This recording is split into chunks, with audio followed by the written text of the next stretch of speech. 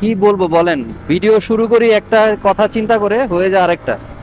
যাই হোক, আমরা আছি সিরাজগঞ্জ এনায়েতপুরে। এটা একটা অজপাড়া একবার নদীর পাশের গ্রাম। দেখেন এখানে একজন আপা স্কুটি চালাইতেছে, মানে এটা দিয়ে কি বোঝায়, এনবিআর যেটা বলতেছে যে বাইক হচ্ছে ফ্যান্সি জিনিস।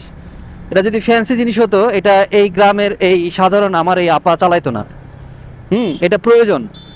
ওনার প্রতিদিন যে পরিমাণ মুভমেন্ট করতে হয়, হয়তো বা ওনার প্রতিদিন অটো ভাড়া বা রিক্সা ভাড়া দিয়ে বা বাস ভাড়া দিয়ে পোষাচ্ছে না। আর বাসে তো মেয়ে মানুষের একটা মানে সেফটির বিষয় থাকে।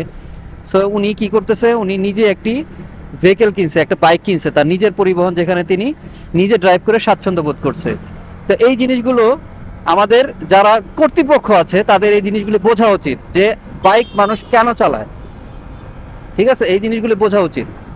আর একটু আগে তো দেখলেন এই ভিডিওর শুরুতে অটো মানে কিভাবে উঠে যাচ্ছিল, আর একটু উঠে গেলে একটা বিপদ হওয়ার চান্সেস ছিল। তো কোনটা ভালো কোনটা ভালো না, কোনটা আমাদের মানুষের সাধারণ মানুষের জন্য ভালো, কোনটা ভালো না, কোনটা আমাদের উপর বোঝা, কোনটা অন্যায় কোনটা ন্যায়, এগুলো যদি আপনাদের বোঝার ক্ষমতা না থাকে তাহলে বুঝবে কে? আপনারা এমন কোনো ডিসিশন নেবেন কেন যেটা সাধারণ মানুষের বোঝা হয়ে দাঁড়াবে?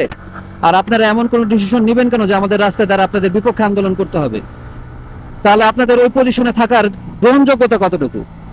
এটা একটা বড় প্রশ্ন হয়ে যায়।